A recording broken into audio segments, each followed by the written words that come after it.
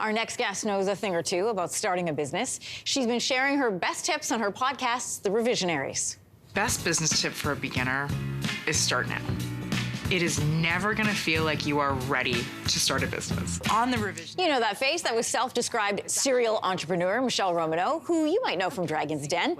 And on the new season of her podcast, she's going to explain why you shouldn't wait for perfection before you launch your business. Michele is joining us with more this morning. Welcome to your morning. Good morning. Nice to see you. Good to see you as well. Season 2 of your series is about the 70% factor. What is that? Well, it's about being ready enough. So when I first became an entrepreneur, I thought I had to be incredibly prepared for everything. Build a giant plan, make it 80 pages, write it down. And I realized as soon as you start a business, everything changes. And so it was much better to be 70% ready, jump in, get started, and start the process of iterating than waiting till it felt perfect. Here is where perfection is the enemy of good. And I think it makes it so much easier to start a business if you realize you are only 70% ready and just have to get going. Oh, I love that. What's the 70% that you should have locked in? Well, you should have a business plan that fits on a Post-it with a couple of different things. You should understand what you're going to test and what your metrics are going to be. Like, are this many customers going to buy at this kind of margin?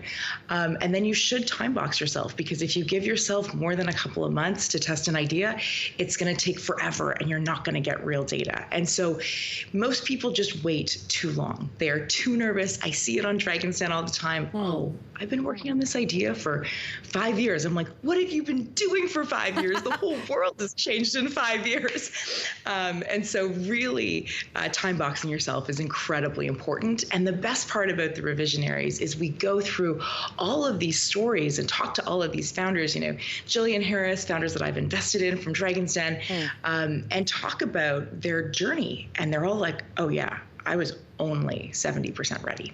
Brene Brown talks about the need to be perfect is linked to fear of people finding out that you don't have things in order. So you said you recognize that feeling of needing to be perfect before you launched. You've talked to countless other entrepreneurs who have come to you as well.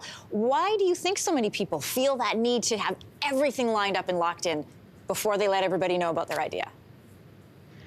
Yeah, look, it's scary to put yourself out there. I can tell you I have failed at way more ideas than I've succeeded on, and it's always scary. You're putting out your business, your idea on social media, you're getting the judgment of all of your friends in your community, and in your brain, you think it's gonna be so bad if something doesn't work out. No one's paying attention and rooting for you to fail. People are interested in seeing what you're doing, and if it doesn't work, you just test and try the next iteration.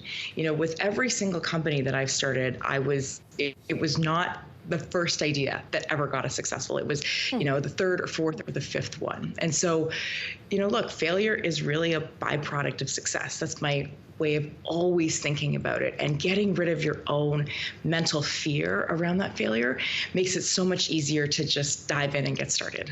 I love that so much. Listen, one of the things that could be contributing to fear for some people is it's a really tough time to be in business.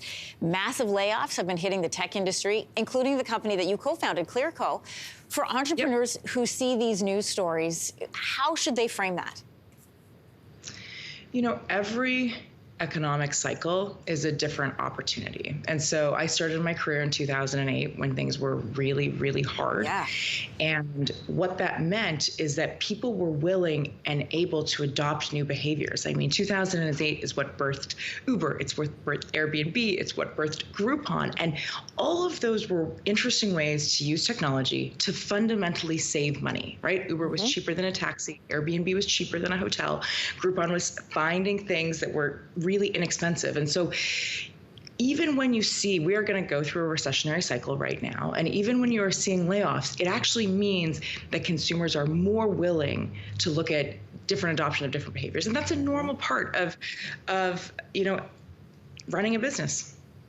I love that. Hey, you've been on Dragon's Den since 2016. I can't believe that. You often get approached, I know, for advice and for funding. I've been there, and I've seen people come up to you, like, walking out of the bathroom, and they'll be like, hey, do you have a... You the bathroom. Always the bathroom, right? You tell a story about how someone tried to pitch you their business while in the next stall of the bathroom. They didn't even wait till you got out. So what's the better way maybe to go about that? Look, I think if you're an entrepreneur, you are thinking about ideas and opportunities all the time. So as funny and as it was to be pitched in a bathroom, I always love hearing pitches. And so, you can find me on social media, on Instagram, on Twitter. I constantly see and look at pitches. And then this season, there is the last set of auditions in Toronto, April 1st. And so if you're interested in coming on the show, we would love to see you. Season 2 of your Canadian Audible original, The Revisionaries 2, 70% Factor. That's available now on audible.ca. Thanks, Michele, for coming on this morning. Thank you for having me. Hey, thanks for watching. If you liked this, be sure to subscribe here, or you can check out more Your Morning videos right here.